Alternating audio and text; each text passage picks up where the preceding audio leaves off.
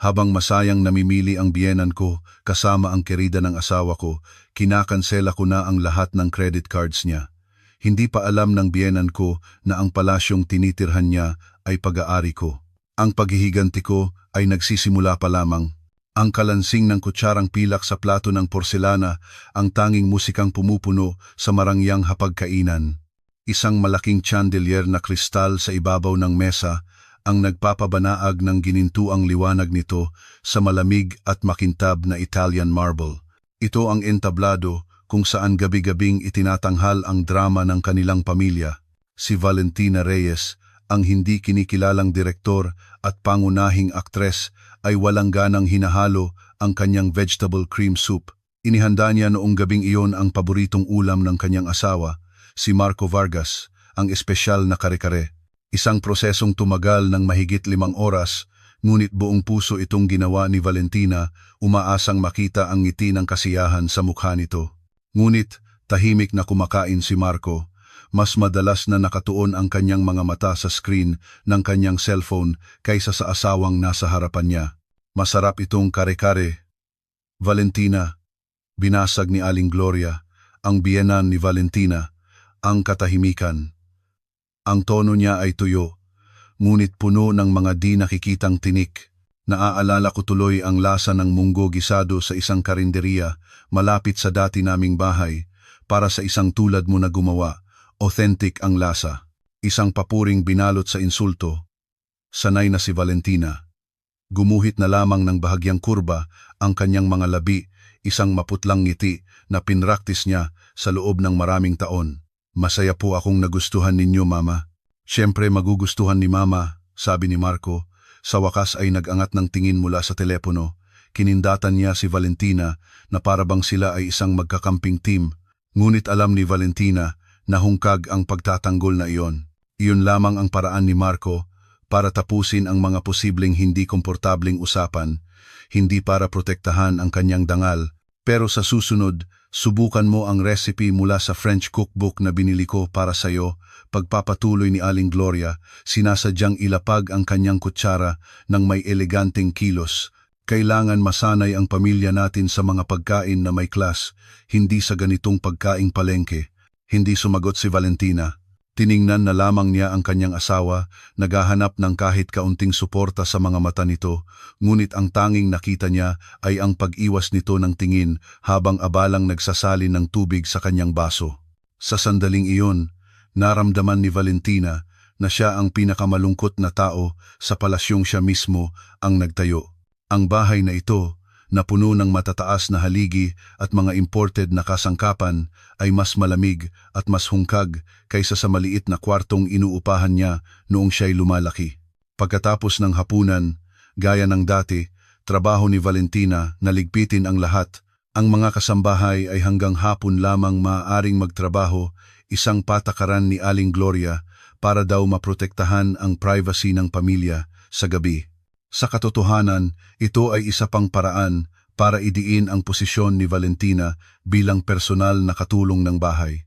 Habang hinuhugasan niya ang mga mamahaling plato na hindi niya kailanman pinangahasang gamitin bago sila ikasal, tiningnan ni Valentina ang kanyang sarili sa refleksyon sa madilim na bintana ng kusina. Ito ang pagod na mukha ng isang babaeng nasa kanya na ang lahat, ngunit wala namang pag-aari. Sa labas ng mundo, lingid sa kaalaman ng kanyang asawa at biyenan, siya ay isang reyna. Si Valentina ang founder at CEO ng Vertis Dynamics, isang tech startup na ngayon ay nagkakahalaga ng bilyon-bilyong piso. Itinayo niya ang kumpanya mula sa wala gamit ang sarili niyang pawis at luha. Ngunit sa bahay na ito, sinasadya niyang itago ang kanyang kinang. Hinayaan niyang magmukhang si Marco, ang matagumpay na padre de pamilya na nabubuhay sa mga investment mula sa mana ng kanyang ama, isang kasinungalingan na binuo nila para hindi masaktan ang ego ni Marco. Ang lahat ng karangyaan ng bahay, mga sasakyan, mga bakasyon, maging ang walang limitasyong credit card ni Aling Gloria ay nagmumula sa account ni Valentina. Nabubuhay sila ng komportable sa pawis niya habang patuloy na niyuyurakan ang kanyang pagkatao. Noong gabing iyon, habang binabanlawan ang bula sa kanyang mga kamay, unang beses na naitanong ni Valentina sa sarili, hanggang kailan ko dapat ipagpatuloy ang pagpapanggap na ito? Ang pagdududa ni Valentina ay hindi dumating na parang bagyo. Ito ay parang isang mabagal na ambon na bumabasa sa kanyang damit at nagpapalamig sa kanyang mga buto. Nagsimula ang lahat sa isang routine check sa kanyang home office, isang minimalist na espasyo na nilagyan ng makabagong teknolohiya na taliwas sa natitirang bahagi ng bahay na itinuturing ni Marco at Aling Gloria bilang kakaibang hobby corner ni Valentina. Doon, sa likod ng makapal na pinto na gawa sa solidong nara, hinuhubad ni Valentina ang kanyang papel bilang isang sunod-sunurang asawa. Siya si VR, isang inisyal na iginagalang sa mundo ng negosyo. Sa harap ng mga monitor na nagpapakita ng mga komplikadong datos at graph, sabay niyang sinusubaybayan ang pulso ng kanyang kumpanya at ang kanyang personal na pananalapi. Noon niya napansin ang isang anomalya. Ang credit card na ibinigay niya kay Aling Gloria na karaniwang ginagamit lamang para sa buwanang pamimili sa mga high-end na grocery o paminsan-minsang pag-upo sa coffee shop ng hotel ay nagpapakita ng kakaibang pattern ng paggasta. Mayroong isang resibo mula sa luxury boutique na Maison Elysian para sa halagang katumbas ng presyo ng isang kotse. Mayroon ding maraming transaksyon sa La Perla Beauty Institute, isang elite na beauty salon kung saan ang isang treatment ay katumbas ng sahod ng isang manager. At ang pinakamadalas na lumitaw ay ang mga bill ng hapunan sa Tuktok Paraiso, isang fine dining restaurant sa tuktok ng isang skyscraper na kahit si Valentina mismo ay hindi pa napupuntahan. Noong una, binaliwala ito ni Valentina. Inisip niyang baka gusto lang ni Aling Gloria na i-treat ang sarili. Ngunit ang mga transaksyon ay nauulit halos linggo-linggo at laging sa mga araw kung kailan sinasabi ni Marco na kailangan niyang mag-overtime sa isang bagong proyekto o makipagkita sa isang mahalagang kliyente mula sa ibang lungsod, ang hinala ay lalong lumalim. Si Marco ay naging mas malayo. Ang kanyang telepono ay laging nakasilent at hindi niya ito iniiwan. Madalas siyang lumalayo para sagutin ang mga tawag sa mahinang boses. Minsan, kapag umuuwi siya ng gabi, naaamoy ni Valentina sa kanyang damit ang isang hindi pamilyar na pabango ng babae. Hindi ito ang malakas at klasikong amoy ng kanyang biyenan, kundi isang matamis at modernong halimuyak. Kapag sinusubukan ni Valentina na magtanong, laging may handang sagot si Marco. Pabango siguro yan ng kliyente, mahal, sobrang liit kasi ng meeting room. O kaya, alam mo namang ayokong pag-usapan ang trabaho sa bahay. Sumasakit ang ulo ko. Ang sukdulan ay dumating sa isang tawag mula kay Clara, ang kanyang matalik na kaibigan mula pa noong kolehiyo. Nag-aalangan ang boses ni Clara sa kabilang linya. Val, okay ka lang ba? Oo naman, Clara. Bakit mo natanong? Sagot ni Valentina, pinipilit na maging masaya ang boses. Nagkaroon ng pause. Narinig ni Valentina ang malalim na paghinga ni Clara. Ayokong makialam, pero nakita ko si Marco sa mall noong isang araw. Hindi siya nag-iisa. Bumilis ng bahagya ang tibok ng puso ni Valentina. Siguro kasama niya ang kliyente, sabi niya, mas para kumbinsihin ang sarili. Hindi mukhang kliyente, Val, at parang nakita ko rin si Tita Gloria sa parehong restaurant, sa parehong mesa, nakikipagtawanan sa kanila. Pero malayo ako. Hindi ako sigurado. Nagtapos ang tawag sa isang hindi komportableng pakiramdam. Nagpasalamat si Valentina, ngunit ang kanyang isip ay gulong-gulo. Si Aling Gloria, nakikipagtawanan kay Marco at sa isang hindi kilalang babae, ang mga piraso ng puzzle ay nagsimulang magkabit-kabit, bumubuo ng isang kahindik-hindik na larawan na hindi niya man lang pinangahasang isipin.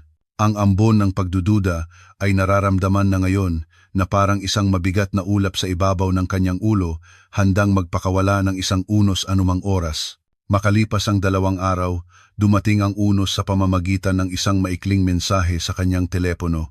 Noong hapong iyon, si Valentina ay nasa isang video conference kasama ang kanyang team sa Singapore. Mahusay at may tiwala siyang tinatalakay ang diskarte sa pagpapalawak sa merkado ng Timog Silangang Asya. Sa screen, siya ay isang nagniningning na CEO. Ngunit nang matapos ang tawag at bumalik ang katahimikan sa kanyang opisina, bumalik siya sa pagiging si Valentina na hindi mapakali. Nag-vibrate ang kanyang telepono sa ibabaw ng mesa. Nagpapakita ng notification ng isang mensahe mula kay Clara. Kumabog ang kanyang dibdib. Sa bahagyang nanginginig na mga kamay, binuksan niya ang mensahe. Ito ay isang maikling pangungusap. Sorry Val, sa tingin ko, kailangan mong makita to. Sa ilalim ng pangungusap ay may isang larawan. Tila huminto ang mundo ni Valentina. Ang kanyang hininga ay bumara sa kanyang lalamunan. Ang larawan, na tila palihim na kinunan mula sa isang mesa sa tapat, ay nagpapakita ng isang eksena sa coffee shop ng isang luxury boutique. Doon, magkalapit na nakaupo ang 3 taong kilala niya. Ang kanyang asawa, si Marco, ay nakatingin ng may pagsamba sa isang batang babae sa tabi niya. Walang duda, ito ang Querida. Malanding nakasandal ito sa balikat ni Marco, ipinapakita ang isang bagong shopping bag mula sa isang sikat na brand. Ngunit hindi iyon ang nagwasak kay Valentina. Ang dumurog sa kanyang puso ay ang 2 tao sa larawan. Si Aling Gloria, ang kanyang biyenan, ay nakaupo sa tapat nila na may ngiting napakaliwanag at sinsero, isang ngiti na hindi niya kailanman ipinakita kay Valentina. At ang kamay nito, ang kamay ni Aling Gloria, ay buong lambing na inaabot para ayusin ang isang hibla ng buhok sa pisngi ng Querida. Isang kilos ng isang ina, isang senyales ng pagtanggap, isang selyo ng basbas. Naramdaman ni Valentina ang isang lamig na tumagos hanggang sa kanyang mga buto, mas malamig pa sa marmol na sahig ng kanilang bahay.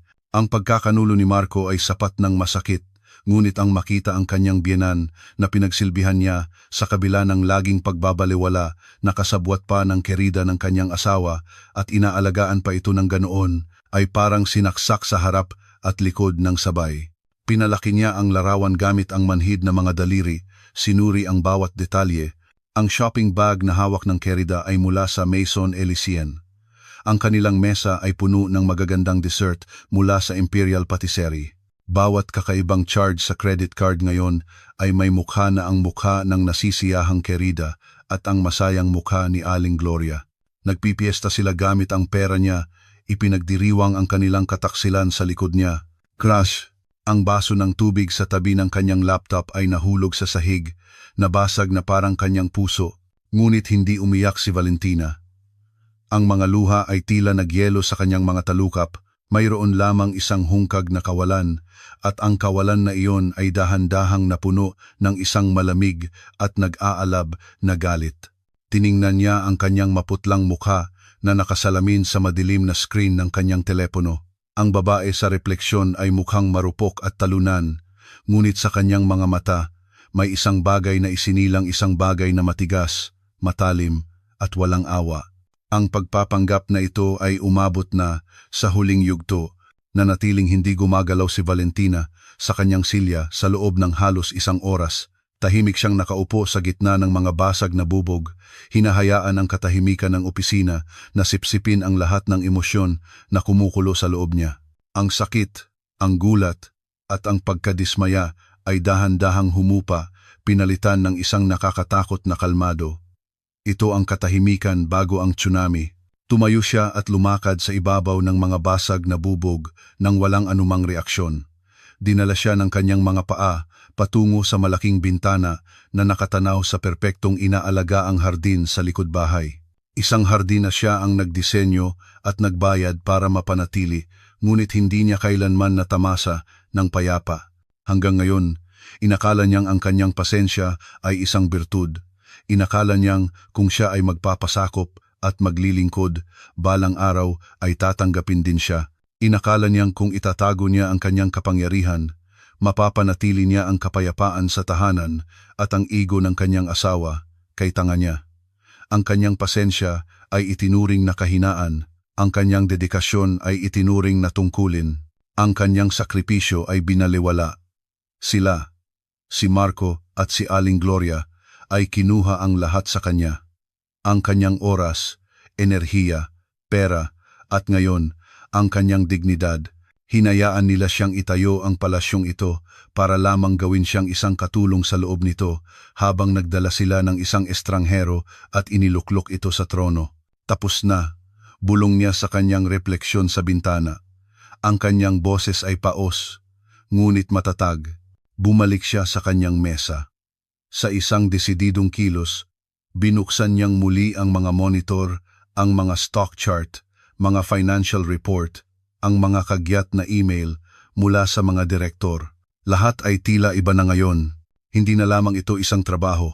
Ito ang kanyang kaharian, ang kanyang pinagmumulan ng kapangyarihan. Isang bagay na itinayo niya gamit ang dugo at pawis. Isang bagay na hindi niya hahayaang yurakan ng mga parasito sa kanyang buhay. Ang pasensyosang babae na nagluto ng kare-kare sa loob ng 5 oras ay namatay noong hapong iyon.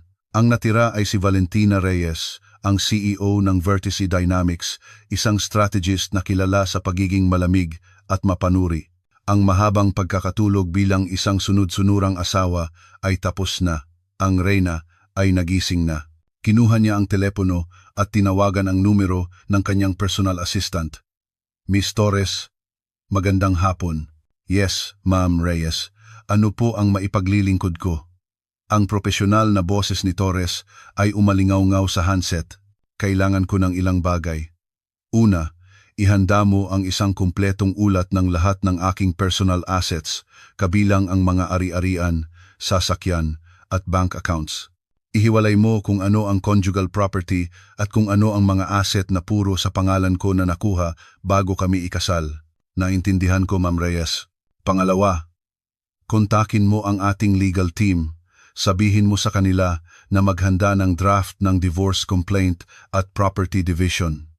Ilakip bilang paunang data ang lahat ng asset na hiniling ko sa unang punto. Nagkaroon ng maikling paghinto. Malinaw na nagulat si Miss Torres.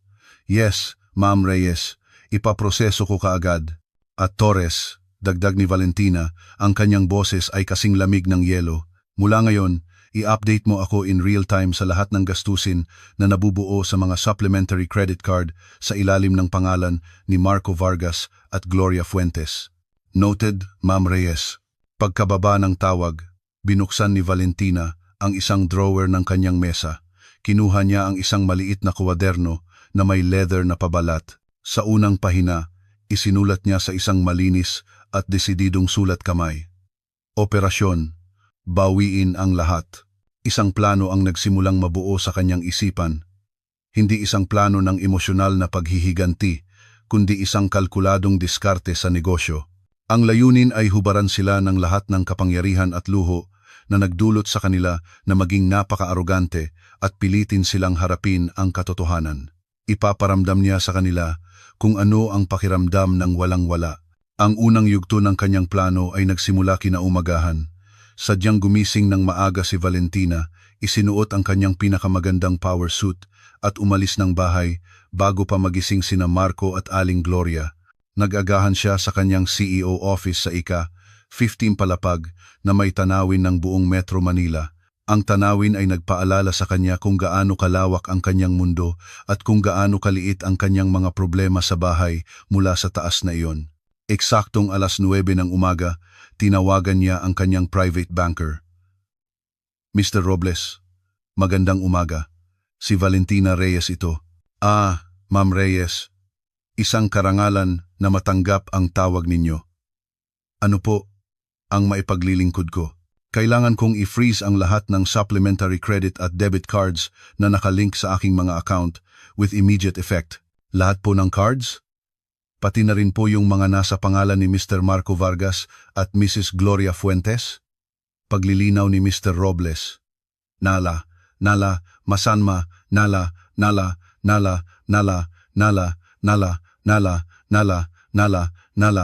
oo, lahat. Sabi ni Valentina sa isang tonong pangnegosyo na hindi tumatanggap ng pagtutol. Bilang dahilan, ilagay mo lang na security reasons. Sabihin mong may na-detect tayong suspicious activity. Naintindihan ko, Ma'am Reyes. Request received. Ipoproseso ko kaagad. Sa loob ng 5 minuto, lahat ng card ay magiging inoperative. Ibinaba ni Valentina ang tawag, nakakaramdam ng malamig na kasiyahan. Ang unang suntok ay naibigay na. Sa kabilang panig ng lungsod, sina Aling Gloria at ang kerida ng kanyang anak na si Adriana ay nagagalak sa kasukdulan ng kanilang kayabangan. Matapos ang isang treatment sa isang beauty salon, nagpasya silang mananghalian sa restaurant ng isang 5-star hotel. Malanding itinuro ni Adriana ang lobster thermidor at ang pinakamahal na champagne. Si Aling Gloria, na pakiramdam ay napakagalante at makapangyarihan gamit ang isang pitaka na hindi naman sa kanya, ay ngumiti lamang at tumango. "You deserve the best, iha. Ang future daughter-in-law namin ay kailangang magmukhang perpekto," sabi ni Aling Gloria na may kindat. Nang matapos sila hanggang sa dessert at dumating na ang bill, may pagmamalaking inabot ni Aling Gloria ang kanyang black card sa waiter. Ilang minuto ang lumipas, bumalik ang waiter na may alanganing mukha. "Pasensya na po, ma'am. Na-decline po ang card." Namula ang mukha ni Aling Gloria. "Anong decline? I-try mo ulit. Baka mahina lang ang signal," pasinghal niyang sabi. Sinubukan muli ng waiter. Pareho pa rin ang resulta. "Ayaw pa rin po, ma'am." Nagsimula ng mainip si Adriana. Suminghal si Aling Gloria at kumuha ng isa pang card mula sa kanyang bag, ang platinum card. Decline din. Nagsimulang manahan ang panik sa kanya.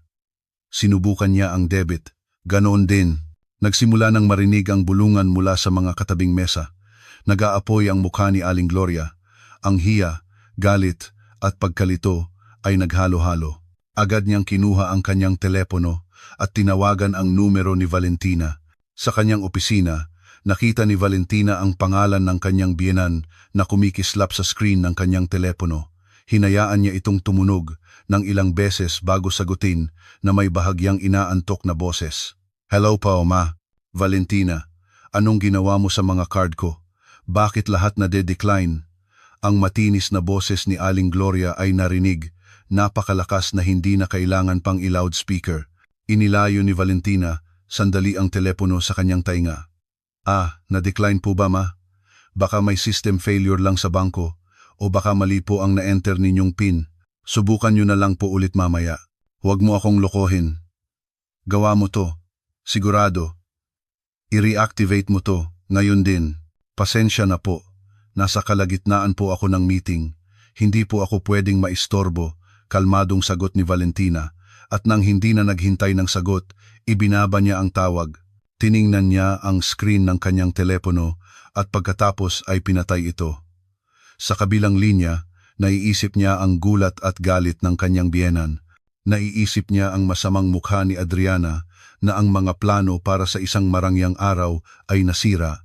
Isang maliit at malamig na ngiti, ang unang tunay na ngiti sa loob ng mahabang panahon, ang gumuhit sa mga labi ni Valentina. Ang laro ay nagsisimula pa lamang at sa pagkakataong ito, hawak niya ang lahat ng baraha. Bumukas ng malakas ang pangunahing pinto ng mansyon, binasag ang katahimikan ng gabi. Pumasok si Aling Gloria na parang bagyo, ang mukha ay namumula sa galit at kahihiyan. Sa likod niya ay sumusunod si Adriana na may simangot. Ang kahihiyan sa restaurant ay hindi malilimutan. Matapos ma-decline ang lahat ng card, napilitan si Adriana na magbayad gamit ang sarili niyang debit card, isang hindi inaasahang gastos na inireklamo niya sa buong biyahe nila sa taxi. Hinihintay sila ni Valentina sa sala. Kalmado siyang nakaupo sa isang single sofa, may hawak na mainit na tasa ng jasmine tea na para bang naghihintay ng mga panauhing pandangal. Ang imahe ay lalong nagpagalit kay Aling Gloria. "Valentina Reyes," sigaw niya. Ang boses ay umalingaw-ngaw sa mataas na kisame ng silid. "How dare you humiliate me in public? Sino ka sa akala mo, ha?" Dahan-dahang humigop si Valentina ng kanyang tsaa bago ito ilapag sa mesa. Tiningnan niya ang kanyang biyenan na may malamig at hindi pamilyar na mga mata na hindi pa nakikita ni Aling Gloria kailanman. "Nandito lang ako sa bahay ko, ma. Kayo po ang pumasok na sumisigaw sa ganitong oras ng gabi. Sino po ang bastos sa atin?" Natigilan si Aling Gloria. Ang kalmado at matalas na sagot ay nagpatahimik sa kanya sandali. Hanggang ngayon, si Valentina sana ang manugang na yuyuko at hihingi ng tawad sa anumang pagkukulang, ngunit ang babaeng nasa harapan niya ay iba. Si Adriana, na naramdaman ang hindi paborableng sitwasyon, ay nagpasyang sumabat na may mapanuyong tono. "Tita, kalma lang po. Sigurado naman pong hindi sinasadya ni Valentina, di ba, Valentina? Sa susunod, huwag mong kalimutang bayaran ang credit card bills, ha? Nakakahiya kay tita." Isang malaking pagkakamali. Ang mga mata ni Valentina ay tumusok kay Adriana. Ang kanyang tingin ay kasing kalim ng scalpel. Una, hindi ko kailanman kinalimutang magbayad ng anumang bill. Pangalawa, hindi kita maalalang inimbita sa bahay ko. At pangatlo, huminto si Valentina, hinahayaan ang bawat salita na tumatak. Ito ay usapan sa pagitan ng biyenan ko at ako. Ang isang estranghero ay walang karapatang makisawsaw. Namutla agad ang mukha ni Adriana.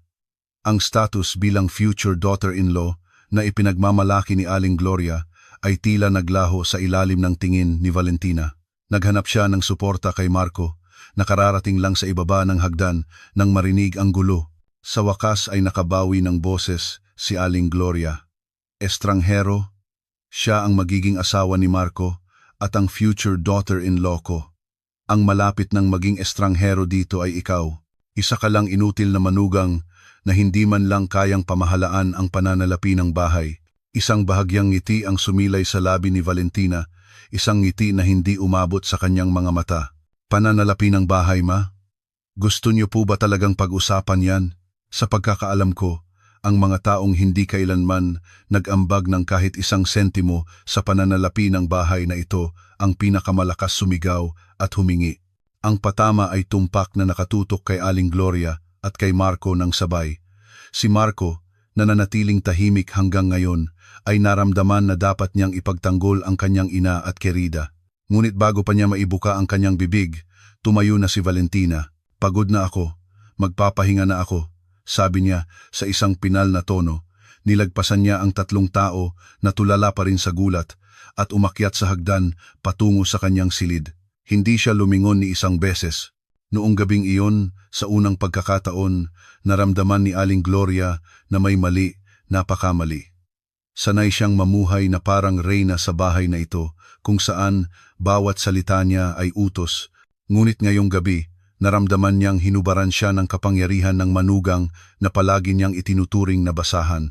Ang unos na pinakawalan niya ay isang mahinang simoy lamang kumpara sa malamig na katahimikan ng nagising na si Valentina.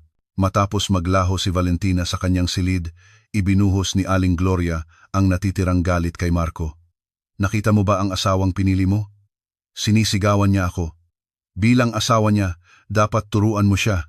Kausapin mo siya ngayon din at sabihin mong i-reactivate lahat ng card ko. Hinihila niya ang braso ng anak habang nagrereklamo. Si Marco, na nasaktan ng ego dahil sa malamig na pakikitungo ni Valentina, ay naramdaman na hinahamon siya. Siya ang lalaki sa bahay, o yun ang palagi niyang pinaniniwalaan. Mayabang na sumunod si Marco kay Valentina sa kanilang silid tulugan. Natagpuan niya itong nakatayo sa harap ng aparador, pumipili ng isang seda na pantulog na parang walang nangyari. Ang tanawin ay lalo siyang ginatungan. Valentina, anong klaseng ugali yan? Malakas niyang tanong. Bakit mo binabastos ang nanay ko? At bakit mo blinak ang mga card? Lumingon si Valentina at tiningnan ang kanyang asawa na may walang emosyong ekspresyon. Pagod na lang akong insultuhin sa sarili kong bahay, Marco. At yung tungkol sa cards, routine security measure lang yon. Security? Anong kalokohan yan? Sinadya mong ipahiya ang nanay ko sa harap ni Adriana. Nagseselos ka, no? Akusa ni Marco. Sinusubukang humanap ng dahilan na kayang tanggapin ng kanyang mababaw na pag-unawa. Isang maliit na tawa ang kumawala kay Valentina, isang tuyo at walang kasayahang tunog na nagpailing kay Marco. Nagseselos? Marco, sinisigurado ko sa iyo, ang emosyon ko ngayon ay higit pa sa isang simpleng bagay na tulad niyan. Wala akong pakialam, sigaw ni Marco. Bumabalik sa kanyang aroganteng paraan. Bumaba ka ngayon din, humingi ka ng tawad sa nanay ko at i-reactivate mo lahat ng card bukas ng umaga.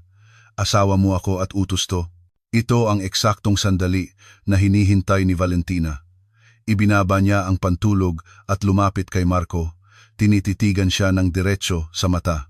Wala nang lambing o pagsusumamo, tanging ang tingin ng isang CEO na sinusuri ang isang incompetent na subordinate. Marco Vargas, tawag niya sa isang mababa at mapanganib na boses. Gusto mo ba talagang pag-usapan natin ang tungkol sa pera? Gusto mo ba talagang pag-usapan ang tungkol sa utos at autoridad sa bahay na ito? Natahimik si Marco. May malinaw na banta sa tanong na iyon, isang antas ng kapangyarihan na hindi pa niya narinig kay Valentina kailanman. Hanggang ngayon, wala siyang ideya kung saan nanggagaling ang pera nila. Alam lang niya na laging nariyan, pumapasok sa kanyang account bawat buwan.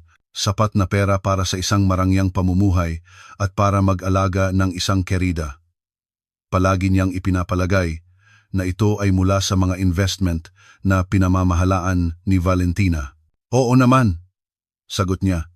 Sinusubukang kumapit sa natitirang bahagi ng kanyang pagkalalaki kahit na bahagyang nanginginig ang kanyang boses. Ngumisi si Valentina. Sige, ipaliwanag mo sa akin kung ano ang pinagkukunan mo ng kita ngayong buwan.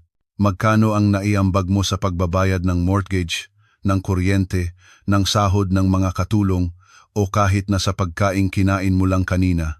Bago ka mag-utos sa isang tao, siguraduhin mo munang may karapatan ka. Napipi si Marco. Hindi siya makasagot. Hindi pa siya kailanman nagtrabaho ng totoo sa buong buhay niya. Lahat ng mayroon siya ay ibinigay sa kanya. At sa sandaling iyon, sa ilalim ng matalim na tingin ng kanyang asawa, naramdaman niyang para siyang isang hangal na prinsipe na kahuhubad lang ng kanyang korona. Gabi na. Kailangan ko nang matulog, sabi ni Valentina, tumalikod at tinapos ang usapan. Naiwan si Marco na nakatayo doon, tulala. Ang kanyang galit ay nahaluan ng pagkalito at isang pakiramdam ng kahihiyan. Dumating siya para turuan ng leksyon ang kanyang asawa, ngunit sa halip, pakiramdam niya ay siya ang naturuan. Hindi pa niya lubos na naiintindihan kung ano ang nangyayari, ngunit isang bagay ang sigurado. Ang Valentina na kilala niya ay naglaho na at hindi niya gusto ang pumalit dito. Kung ang insidente sa credit card ay ang main shock, ang mga sumunod na araw ay isang serye ng mga aftershock na unti-unting gumiba sa gusali ng kanilang kaginhawaan. Hindi na kailangang magsalita ni Valentina, tahimik lang siyang kumikilos.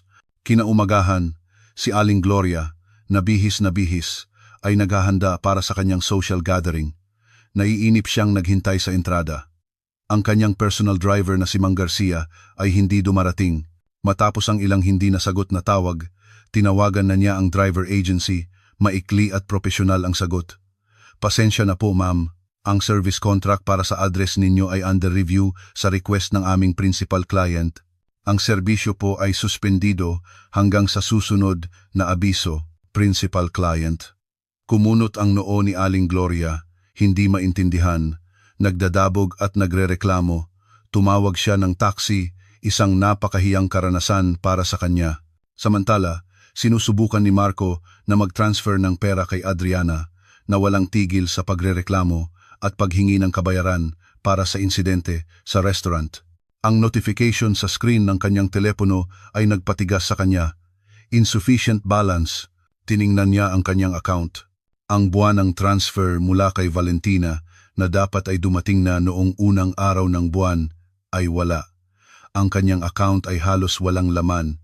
Kinabahan siya. Tinawagan niya si Valentina, ngunit diretso ito sa voicemail. Lalong tumindi ang gulo sa bahay. Ang head ng mga kasambahay ay lumapit kay Aling Gloria na may nag-aalalang mukha. Ma'am, hindi pa po pumapasok ang mga sahod namin at halos ubos na po ang laman ng pantry.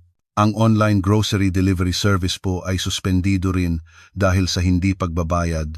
Si Aling Gloria, na hindi kailanman nag-alala sa mga ganoong maliliit na detalye, ay sumagot lang ng pasinghal, di gamitin nyo yung cash sa bahay. Wala na po tayong cash ma'am, sagot ng kasambahay. Natigilan si Aling Gloria. Ang bahay, na laging malamig, ay pakiramdam na ngayon ay maalinsangan. Ang premium cable TV na may daan-daang international channels ay biglang nawala. Ang bilis ng Wi-Fi, na dati napakabilis, ay ngayon ay kasing bagal na ng dial-up. Ang mga kaginhawaan na itinuring nilang karapatan ay isa-isang pinuputol ng walang abiso.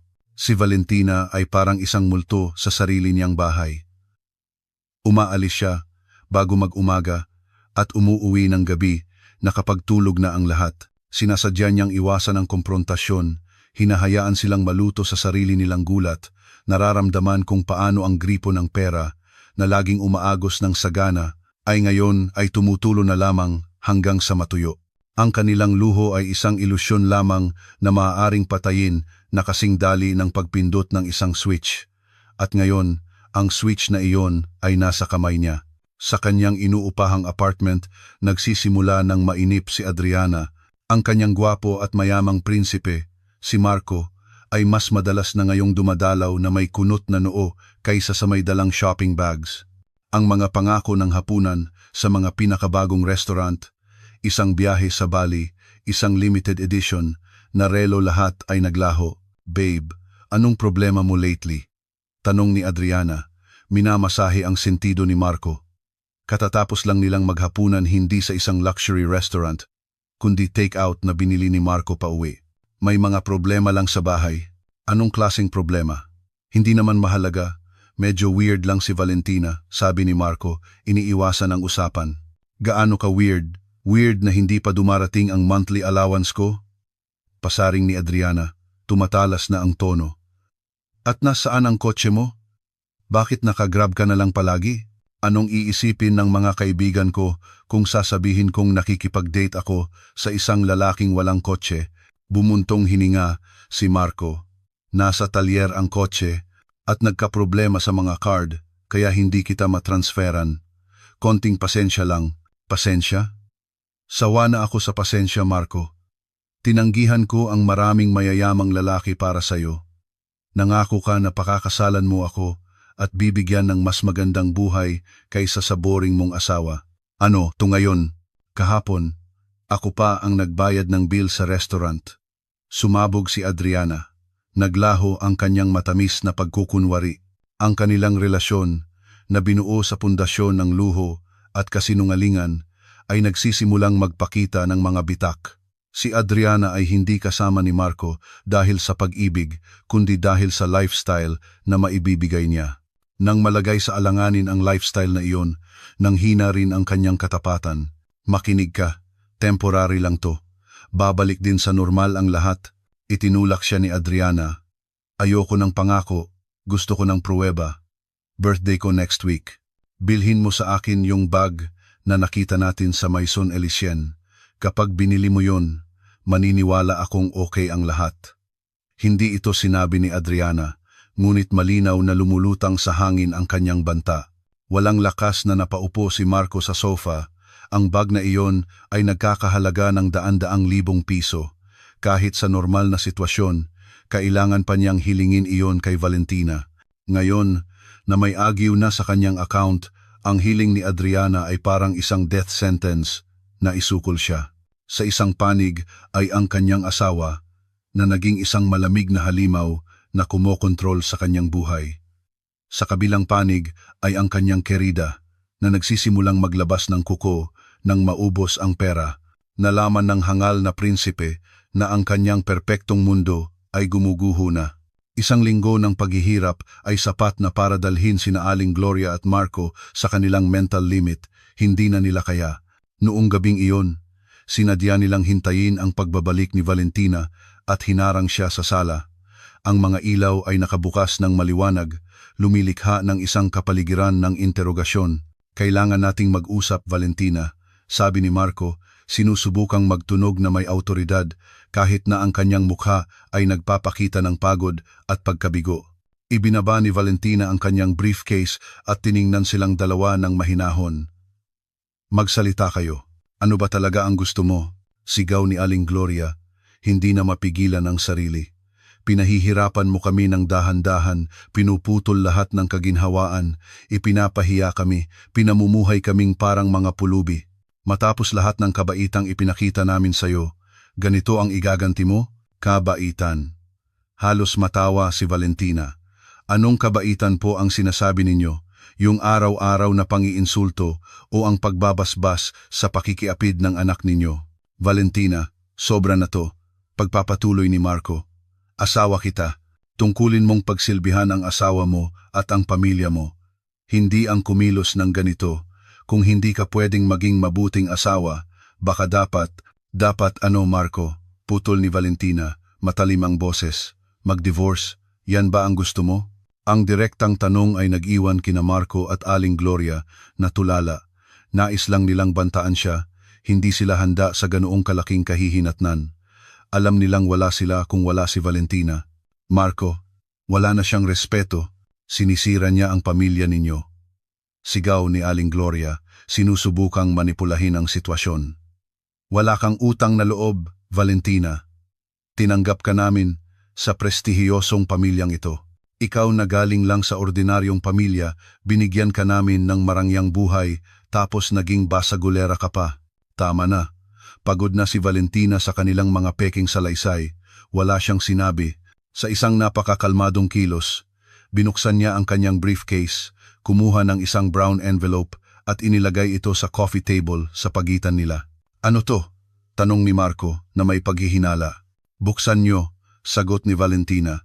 Sa nanginginig na mga kamay, binuksan ni Marco ang sobre at inilabas ang laman nito, isang makintab na A4 size na litrato. Sumilip din si Aling Gloria.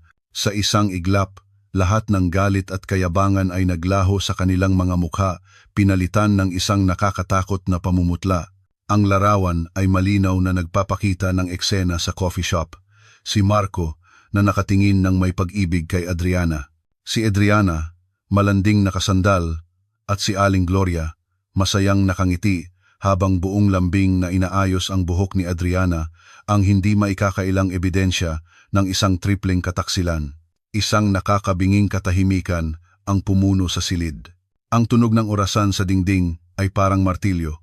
Sa wakas ay nagsalita si Valentina.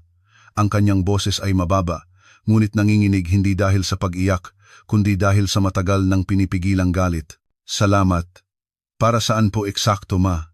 Ang kanyang mga mata ay direktang nakatutok kay Aling Gloria. Para sa kabaitan ninyo, nabasbasan ang pakikiapid ng asawa ko gamit ang pera ko o para sa marangyang buhay na tinamasa ninyo kasama ang kerida ng asawa ko habang ako'y nagpapakapagod magtrabaho para bayaran ang lahat. Pagkatapos ay bumaling siya kay Marco. At ikaw, Marco, nagsasalita ka ng tungkulin ng isang asawa. Tungkulin ba ng isang asawa ang magtaksil, magsinungaling at mamuhay na parang isang parasito sa kanyang asawa? Walang sagot. Pareho silang nagyelo, hubad sa harap ng katotohanan, huling-huli sa akto. Ang litrato sa mesa ay naging isang tahimik na hukom na nagdidikta ng kanilang sentensya. Ang tunay na bagyo ay nagsisimula pa lamang at napagtanto nilang wala na silang mapagtataguan. Ang katahimikan na sumunod sa mga salita ni Valentina ay mas mabigat kaysa sa anumang bagyo. Ang litrato sa mesa ay naging sentro ng grabidad ng silid, hinihila ang lahat ng tingin at sinisipsip ang lahat ng oxygen. Tinitingnan ni Marco ang litrato, pagkatapos ay si Valentina at pabalik sa litrato. Ang kanyang mukha ay isang canvas ng pagkalito at halatang pagkakasala. Wala siyang maidadahilan. Ngunit si Aling Gloria, na nabuhay ng dekada sa likod ng isang maskara ng kayabangan, ay hindi basta-basta susuko para sa kanya. Ang pag-amin ng pagkakamali ay ang pinakamalaking uri ng kahinaan. Ang kanyang maputlang mukha ay nagsimulang mamula-muli, hindi dahil sa hiya, kundi sa galit na naghahanap ng labasan. Edited yan. Pasutsyot niyang sabi, tinuturo ang litrato na may nanginginig na daliri. Edited. Yang litrato, sigurado, ginagawa mo to para paalisin kami at solohin ang lahat ng yaman ng anak ko. Tiningnan siya ni Valentina nang hindi kumukurap. Yaman ng anak ninyo, ma? Anong yaman po ang sinasabi ninyo? Lahat ng ito. Ikinumpas ni Aling Gloria ang kanyang kamay, sinasakop ang buong marangyang silid. Lahat sa bahay na to ay pag-aari ni Marco. Nakikitira ka lang dito. Dapat magpasalamat ka pangat pinatitira ka namin dito. At ngayon, may lakas ka ng loob na gumawa ng ganitong murang drama. Ang banta na iyon ang kanyang huli at nakamamatay na pagkakamali. Ito ang huling sandata na palagi niyang ginagamit para takutin si Valentina. Ngunit ngayong gabi, ang sandata ay bumalik sa kanya. Sige, kalmadong sabi ni Valentina na para bang nakikipag-usap sa isang mahirap na kliyente. Kung igigiit ninyo na nakikitira lang ako at ang bahay na ito ay pag-aari ng anak ninyo, wala na tayong dapat pag-usapan. Naramdaman ni Aling Gloria na nanalo siya. Mabutit alam mo kung saan ka lulugar. Ngayon, mag-impake ka na at umalis ka sa bahay ng anak ko. Layas, Mukhang nagulat si Marco sa paglala ng sitwasyon. Ma, sinubukan niyang sumabat, ngunit pinatahimik siya ng masamang tingin ng kanyang ina. Hindi gumalaw si Valentina ni isang pulgada. Tiningnan lang niya ang kanyang biyenan na may hindi mababasa na ekspresyon, isang halo ng awa at pagkasuklam. Aalis ako ng maluwag sa loob, sabi ni Aling Gloria, ngumingiti ng matagumpay. Pero ang kailangang mag-impake ay kayong dalawa. Yumuko siya, binuksan ang briefcase na iniwan niya sa sahig at kumuha ng isang makapal na asul na plastic folder. Binuksan niya ito at inilatag ang laman nito sa mesa sa tabi mismo ng litrato ng kataksilan. Doon, nakalatag ang ilang opisyal na dokumento na may letterhead ng Registry of Deeds, mga selyo at pirma. Ang pinakatampok ay ang nasa ibabaw, ang titulo ng lupa at gusali kung saan sila naroroon sa mismong sandaling iyon. Pakibasa, sabi ni Valentina. Pakibasa ang pangalan ng nag-iisang may-ari na nakalista diyan. Nag-aalinlangan, kinuha ni Marco ang dokumento. Nanlaki ang kanyang mga mata nang mabasa ang pangalan na naka-bold print sa seksyon ng may-ari. Hindi ito ang kanyang pangalan o ng kanyang ama o isang joint ownership. Isa lamang ang pangalan, Valentina Reyes. Sa ilalim nito ay ang petsa ng transaksyon 2 taon bago pa sila ikasal ni Marco. Ang bahay ay binili ng cash. Nabitawan ni Marco ang dokumento mula sa kanyang nanlalambot na mga kamay. Inagaw ito ni Aling Gloria at binasa ng may pagpanik. Binasa niya ito ng 1 beses, 2 beses, 3 beses. Ang katotohanan ay tumama sa kanya nang napakalakas na napaurong siya at napaupo sa sofa. Ang kanyang mukha na dating pula sa galit ay ngayon ay maputla na parang bangkay. Ang buong salaysay ng kanyang buhay ay gumuho sa isang iglap. Hindi siya ang dakilang ginang ng bahay ng kanyang anak. Isa lamang siyang nakikitira, isang parasito na nabubuhay sa kabutihan ng manugang na labis niyang hinamak. Ang bahay na ito ay akin, ulit ni Valentina. Ang kanyang boses ay malinaw at may autoridad na umalingaw-ngaw sa nakakabinging katahimikan. Ang mga sasakyan sa garahe ay assets ng kumpanya. Ang mga muebles na ito, ako ang nagbayad. Maging ang platong ginamit mo sa hapunan kagabi, ma. Pera ko yan. Huminto siya, hinahayaan ang malupit na katotohanan na tumagos sa kanilang mga buto. Kaya, ma, uulitin ko ang tanong. Kung may kailangang umalis dito, sino yun?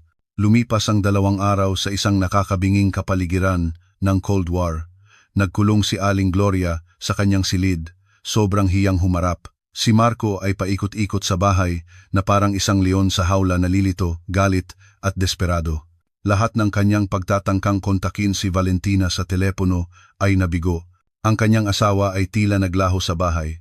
Ngunit ang kanyang presensya ay ramdam sa bawat sulok sa pamamagitan ng mga pinutol na serbisyo at ang nakakabinging katahimikan.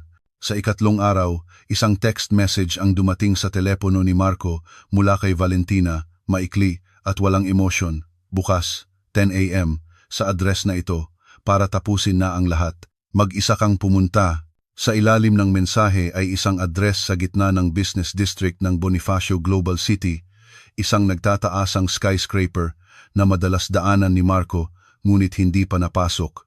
Isang kislap ng pag-asa ang sumibol sa kanyang isipan. Baka gusto ni Valentina na makipagnegosasyon, baka makakuha pa siya ng kanyang parte o kahit man lang access sa isang emergency fund. Sa isipang iyon, nagpasya siyang pumunta. Kinaumagahan, gamit ang huling pera na natira sa kanyang pitaka, sumakay siya ng Grab papunta sa address. Nang dumating siya sa harap ng gusaling tinatawag na Vertis Tower, namangha siya. Hindi ito isang maliit na opisina. Ito ang headquarters ng isang malaking korporasyon. Nag-aalinlangan, pumasok siya sa napakagarang lobby. Ang sahig ay gawa sa itim na granite na pulido na parang salamin. Nang makita siyang papalapit, agad na tumayo ang receptionist at ngumiti ng magalang. Magandang umaga po, sir. Ano po ang maitutulong ko? May appointment ako kay Mrs. Valentina Reyes, sagot ni Marco, medyo kinakabahan, lalong ngumiti ang receptionist. Ah, Mr. Vargas, siyempre po, hinihintay na po kayo ng presidenta. Ihahatid ko po kayo. Presidenta, CEO. Kumabog ng malakas ang puso ni Marco. Sumunod siya sa receptionist, patungo sa isang pribadong elevator para sa mga VIP, papunta sa pinakatuktok na palapag, ang ika-5 pa. Nang bumukas ang mga pinto ng elevator, isang propesyonal na babae ang sumalubong sa kanya. Magandang umaga, Mr. Vargas. Ako po si Miss Torres, ang personal assistant ni President Reyes. Dito po tayo. Hinihintay na po kayo ng presidenta sa kanyang opisina. Naglakad si Marco sa isang tahimik na pasilyo na may makapal na karpet. Bawat empleyadong nakakasalubong niya ay humihinto at yumuyuko ng may paggalang. Lahat sila ay tila kilala siya. Binuksan ni Miss Torres ang isang malaking pinto na gawa sa solidong nara sa dulo ng pasilyo. Sa likod nito ay isang opisina na mas malaki pa sa buong ground floor ng kanilang bahay. Ang mga pader ay gawa sa salamin, nag-aalok ng 360-degree na tanawin ng BGC. Sa gitna ng silid, sa likod ng isang malaking mahogany desk, ay nakaupo ang isang babae. Siya si Valentina, at kasabay nito, hindi. Nakasuot siya ng isang perpektong dark blue power suit. Ang kanyang buhok ay nakapusod ng maayos, at ang kanyang aura ay nagpapakita ng absolutong kapangyarihan at tiwala. Hindi ito ang Valentina na nagluluto ng kare-kare sa kusina. Hindi ito ang Valentina na yumuyuko kapag iniinsulto.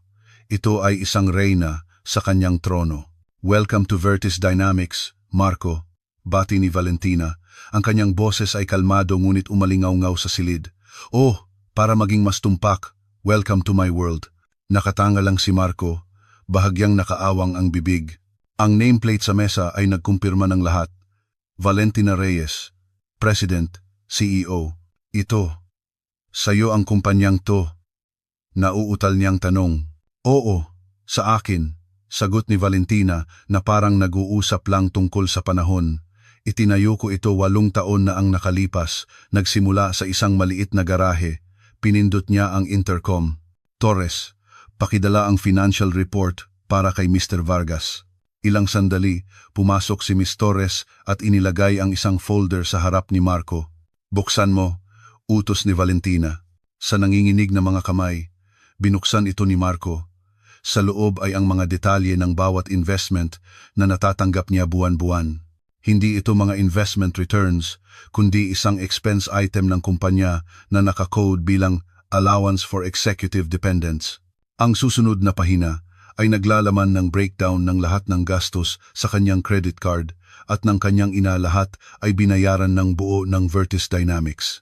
Lahat ng mayroong ka, lahat ng tinamasa mo, lahat ng ginamit mo para buhayin ang kerida mo, pagpapatuloy ni Valentina, walang emosyon ang boses, ay isang allowance mula sa akin.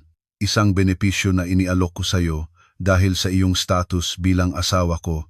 Tiningnan niya siya ng diretso sa mata, na ngayon ay puno ng takot. At bilang isang underperforming asset, ang benepisyong iyon ay opisyal ko nang binabawi. Bumagsak si Marco sa silya sa tapat.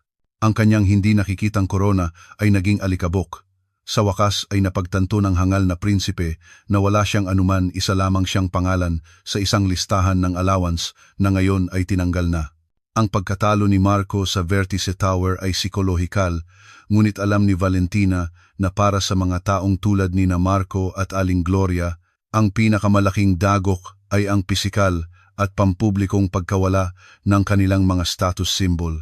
2 araw pagkatapos ng pagtatagpong iyon, ang pulang European sports car na madalas ipagyabang ni Marco ay nakaparada sa harap ng bahay. Naghahanda si Marco na lumabas para gawin ang isang napakahiyang bagay, mangutang ng pera sa kanyang mga kaibigan.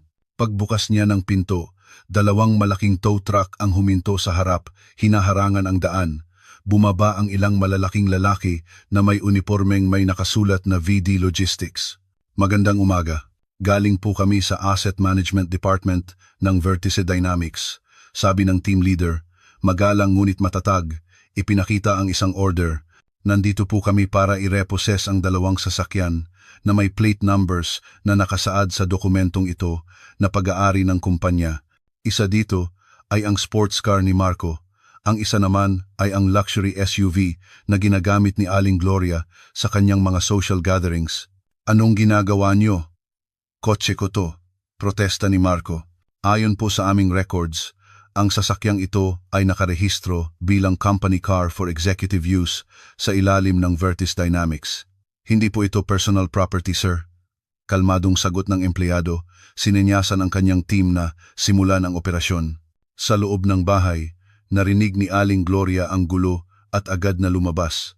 Nanlaki ang kanyang mga mata nang makitang inihahanda na para ito ang kanyang mahal na sasakyan. "Hoy!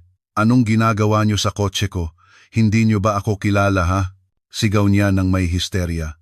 Nagsimulang lumabas ang mga kapitbahay sa kani-kanilang mga bahay upang panoorin ang dramang nagaganap sa harap ng marangyang mansyon. Ang panoorin ay isang bangungot para kay Aling Gloria na laging inaalagaan ang kanyang imahe bilang isang socialite. "Sumusunod lang po kami sa utos ng legal na may-ari, ma'am," sagot ng empleyado, hindi natinag sa galit ni Aling Gloria. Walang nagawa sina Marco at Aling Gloria kundi ang manood ng tulala habang ang dalawang luxury cars na kanilang simbolo ng pagmamalaki ay ikinakarga at dinadala palayo. Ngayon, sila ay stranded sa kanilang palasyo nang wala ang kanilang mga gintong karwahe. Ang kahihiyan. Sa harap ng 12-dosenang mga mapanuring mata ng mga kapitbahay ay mas masakit kaysa sa pagkawala ng pera mismo. Hindi lang ang luho ang kinuha ni Valentina sa kanila, kundi pati na rin ang kanilang dangal at ang maskarang panlipunan na matagal na nilang suot.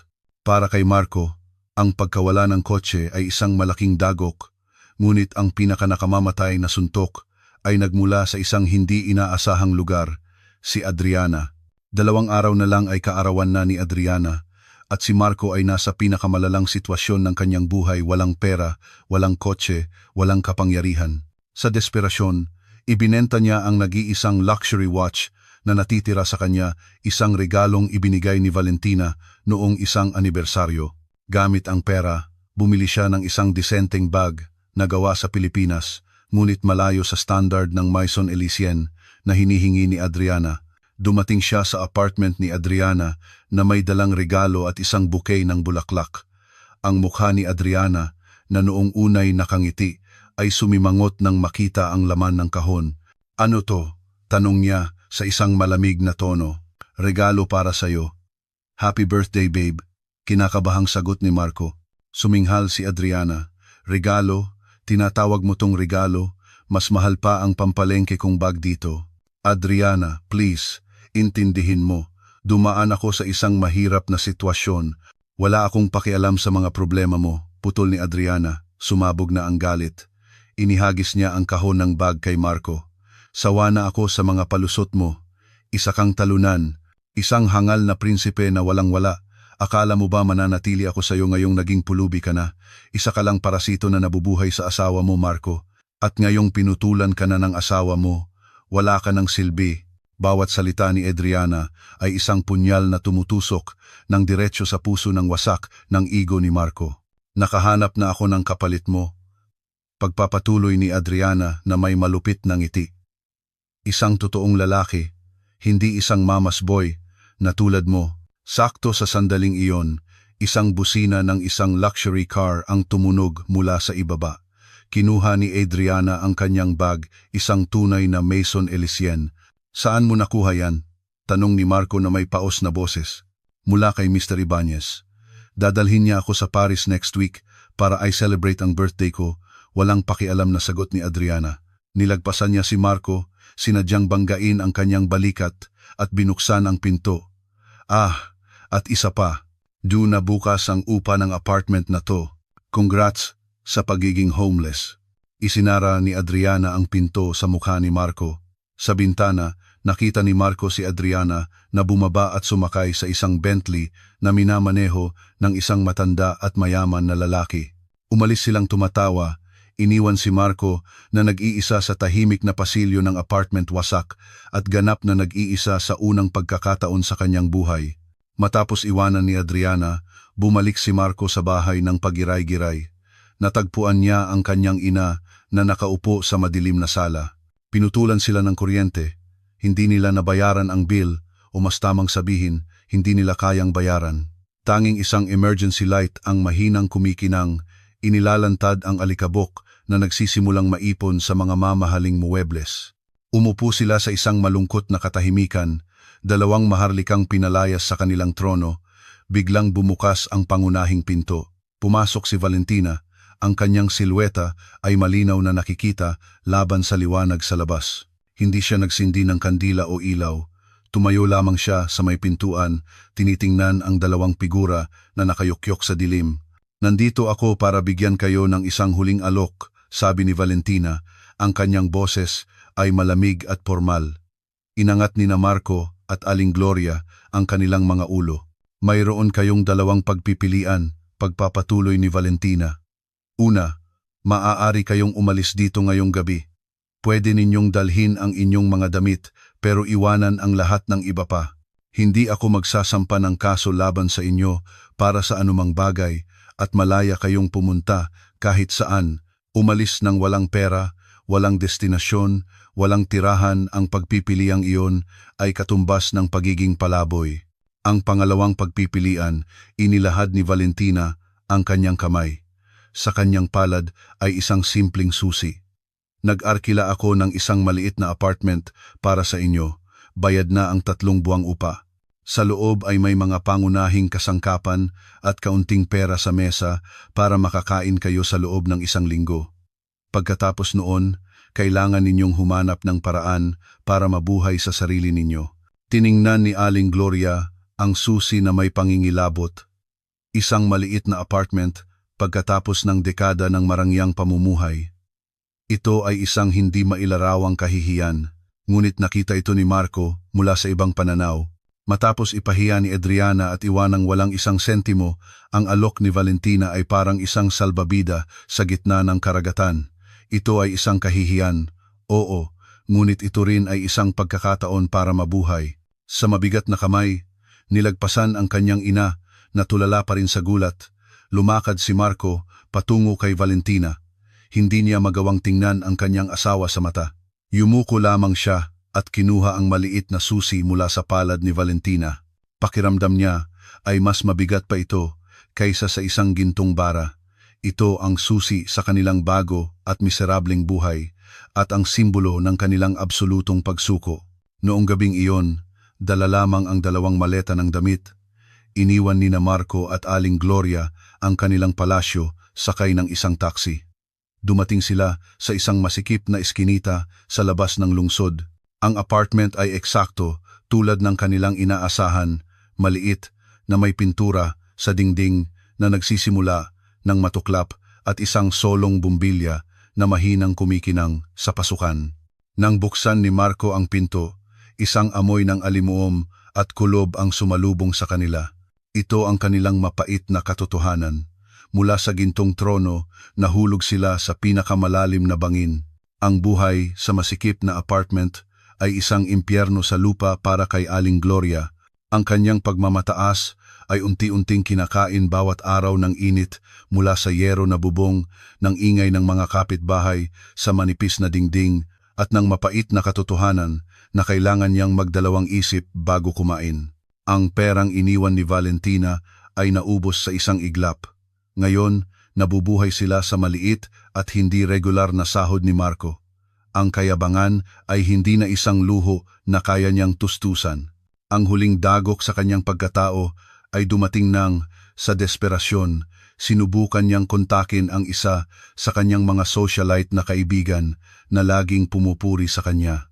Gamit ang huling load sa kanyang telepono, tumawag siya at sa isang nagsusumamong boses ay sinubukang mangutang. Ang sagot ay malamig at nakakahiya. "Gloria, I'm sorry," sabi ng asawa ko. "Huwag daw kaming makisalamuha sa mga taong may masamang reputasyon. Besides, magbabakasyon kami sa Switzerland at kailangan namin ng maraming pera." Naputol ang tawag.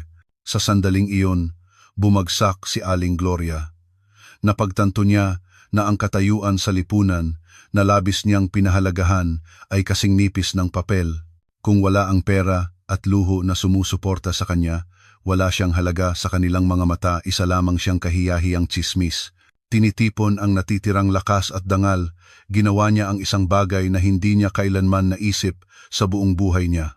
Sumakay siya ng isang mainit at siksikang pampublikong bus at nagpunta sa Vertice Tower. Mukha siyang maliit at nawawala sa marangyang lobby. Ang kanyang damit, na dati mahal, ay ngayon ay mukhang mura at luma. Nakita siya ng assistant ni Valentina, si Miss Torres, sa lobby na may awa sa tingin. Dinala siya nito hindi sa opisina ng CEO, kundi sa isang maliit at simpleng meeting room. Ilang minuto ang lumipas, pumasok si Valentina. Hindi siya nakasuot ng power suit, kundi isang simpleng blusa at pantalon. Ang kanyang mukha ay payapa. Walang anumang ekspresyon ng tagumpay. Hindi na napigilan ni Aling Gloria.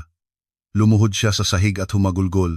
Ang kanyang mga hikbi ay hindi na ang mga mapanlinlang na luha ng isang drama queen. Ito ay ang mga hikbi ng isang matandang babae na nawalan na ng lahat. Sorry, Valentina. Sorry.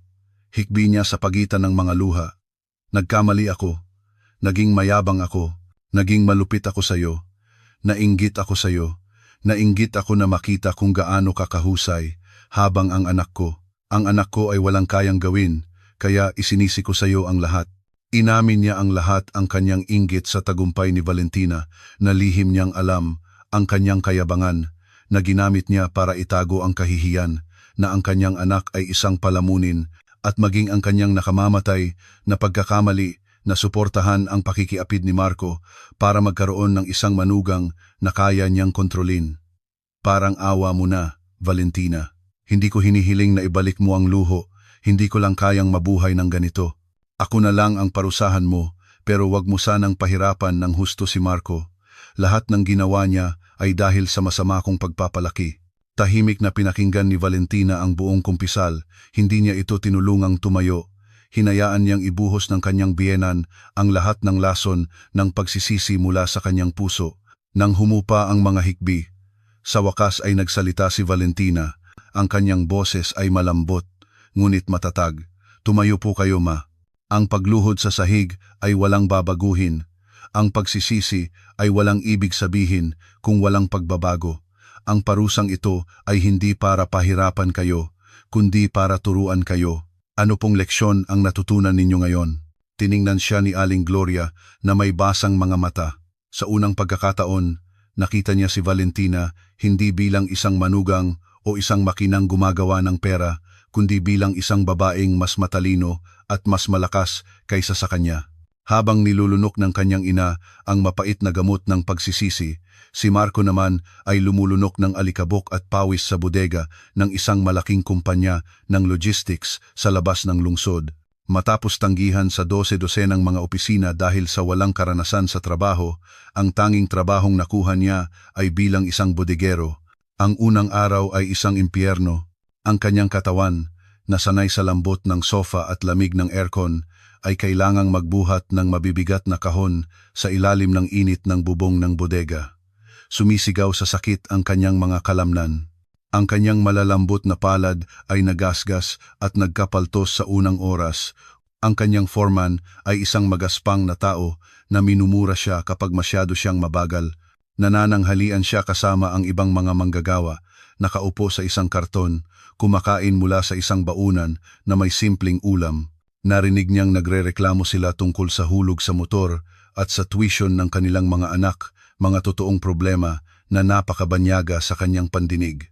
Dito, walang pakialam kung ano ang kanyang apelyido o kung anong kotse ang minamaneho niya noon. Dito, ang kanyang halaga ay sinusukat lamang sa kung gaano karaming kahon ang kaya niyang ilipat. Gabi-gabi, umuuwi siya sa apartment na wasak ang katawan.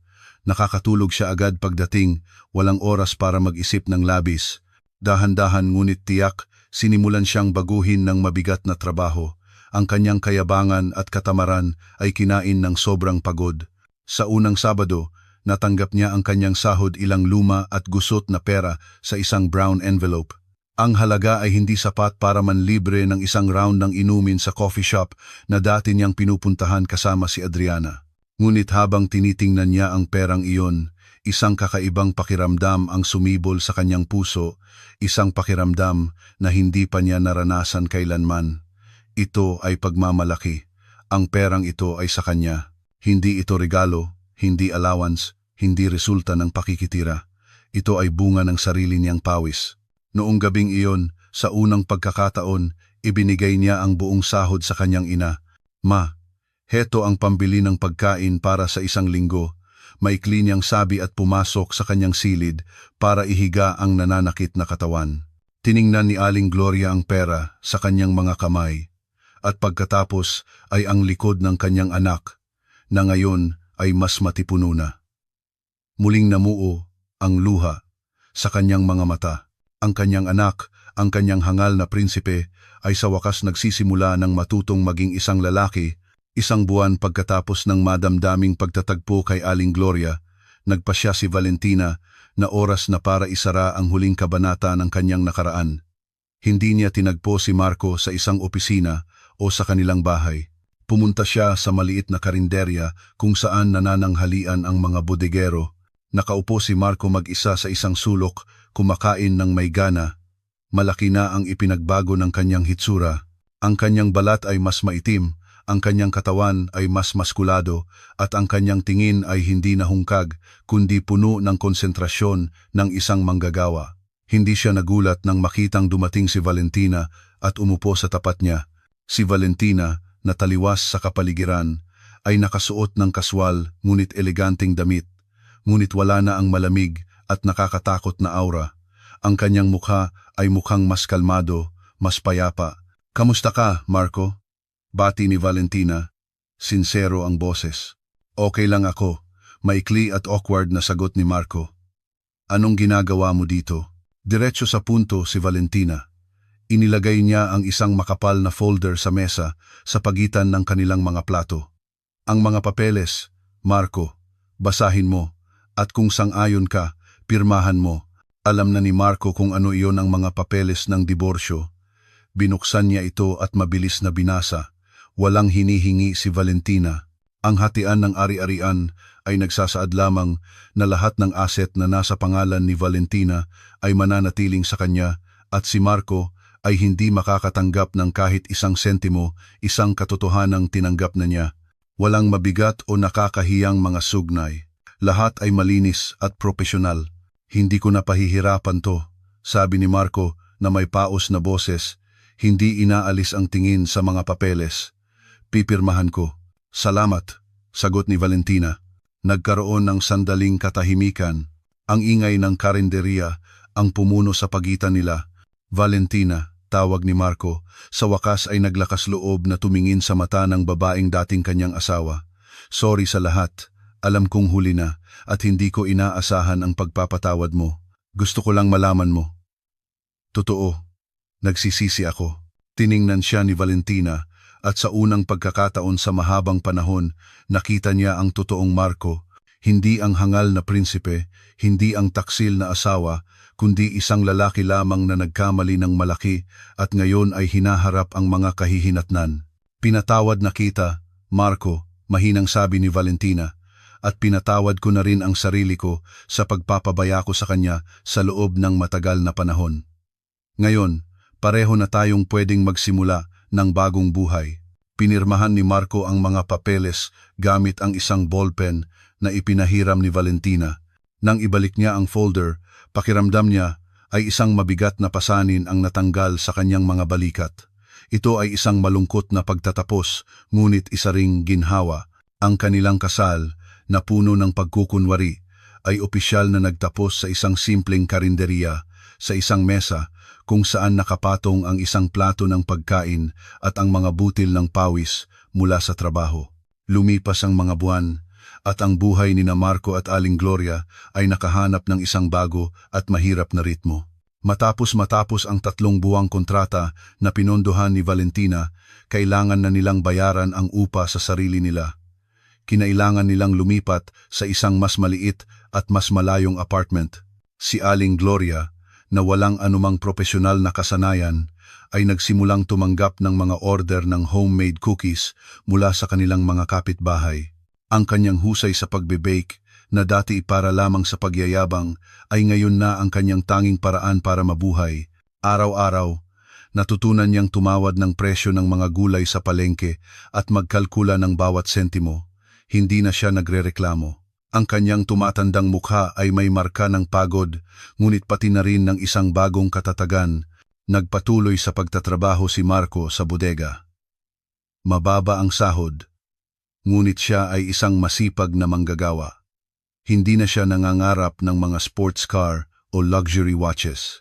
Ang kanyang mga pangarap ngayon ay mas simple, mabayaran ang upa sa tamang oras at siguraduhing may pera ang kanyang ina para sa mga sangkap ng kanyang cookies. Ang relasyon ng mag-ina ay ganap na nagbago. Dati, sila ay magkasosyo sa katamaran at kayabangan. Ngayon, sila ay isang team na lumalaban para mabuhay. Minsan, kapag umuuwi si Marco mula sa trabaho at natatagpuan ang kanyang ina na nakatulog sa pagod sa harap ng oven, kinukumutan niya ito isang maliit na kilos ng pag-aalaga na hindi niya kailanman naisip noon. Nawala sa kanila ang lahat yaman, katayuan, mga kaibigan, at pamilya. Ito ay isang napakamahal na aral sa buhay. Hindi sila masaya, ngunit hindi na sila nabubuhay sa isang kasinungalingan. Sa kahirapan at mabigat na trabaho, dahan-dahan nilang pinupulot ang mga piraso ng dignidad na kanilang nawala. Hindi sila binigyan ni Valentina ng isda, ni hindi man lang sila binigyan ng pamingwit. Itinapon niya lamang sila sa dagat at pinilit na matutong lumangoy. At nakakagulat, nagawa nila. Isang taon ang lumipas, nakatayo si Valentina sa harap ng malaking bintana ng kanyang bagong opisina sa Singapore. Ang Vertis Dynamics ay nakamit ang isang malawakang pagpapalawak sa merkado ng Timog Silangang Asya. Ang kontratang kapipirma lang niya ay nagkakahalaga ng bilyon-bilyong dolyar. Isang bahagyang ngiti ang gumuhit sa kanyang mga labi, hindi isang malamig at mapanuring ngiti tulad ng dati, kundi isang ngiting may halong tunay na kasiyahan at kapayapaan. Pagkatapos ng diborsyo, paminsan-minsan ay nakakakuha siya ng balita tungkol kina Marco at Aling Gloria sa pamamagitan ni Miss Torres na sinusubaybayan sila mula sa malayo ayon sa kanyang mga tagubilin. Nang malaman niyang kaya na nilang mabuhay sa sarili nila, tuluyan nang binitawan ni Valentina ang nakaraan. Hindi na siya nabubuhay sa ilalim ng anino ng paghihiganti. Ang kanyang enerhiya ngayon ay ganap na nakatuon sa pagtatayo ng kanyang kaharian at, higit sa lahat, sa pagtatayo ng kanyang sariling kaligayahan. Nagsimula siyang maglaan ng mas maraming oras para sa sarili. Natuto siyang magpinta, naglakbay mag-isa, nakahanap ng mga bagong at tapat na kaibigan. Tumunog ang kanyang telepono, isang video call mula sa kanyang kaibigang si Clara. "Congrats, Presidenta. Grabe. Nakita ko sa news yung tungkol sa contract," sigaw ni Clara mula sa kabilang screen. Tumawa si Valentina. "Salamat, Clara. Lahat to dahil sa suporta mo. So, kailan ka babalik? Kailangan nating mag-celebrate, no?" "Soon," sagot ni Valentina. Ang kanyang mga mata ay nakatanaw sa maningning na skyline ng lungsod sa ibaba niya. Pagkatapos ng tawag na natili si Valentina doon, nakatingin sa walang katapusang mga ilaw ng lungsod. Dati, pakiramdam niya ang kanyang yaman ay isang gintong hawla na itinayo niya para ikulong ang sarili sa isang pagpapanggap. Kusang loob siyang naging isang maliit at hindi nakikitang ibon para protektahan ang ego ng iba. Ngayon, napagtanto niya na ang hawla na iyon ay hindi kailanman umiral. Laging bukas ang pinto, natatakot lang siyang lumipad. Ang kataksilan na iyon, ang sakit na iyon, ay ang bagyo na sumira sa kanyang hawla at ang kanyang paghihiganti ay ang paraan niya para matutunang gamitin ang kanyang mga pakpak. Ngayon, hindi na niya kailangan ng hawla, hindi na niya kailangang diliman ang kanyang liwanag para sa sinuman. Siya, si Valentina Reyes, hindi asawa ng kung sino, hindi manugang ng kung sino. Siya ang reyna ng sarili niyang tadhana. Habang masayang namimili ang biyenan ko kasama ang kerida ng asawa ko,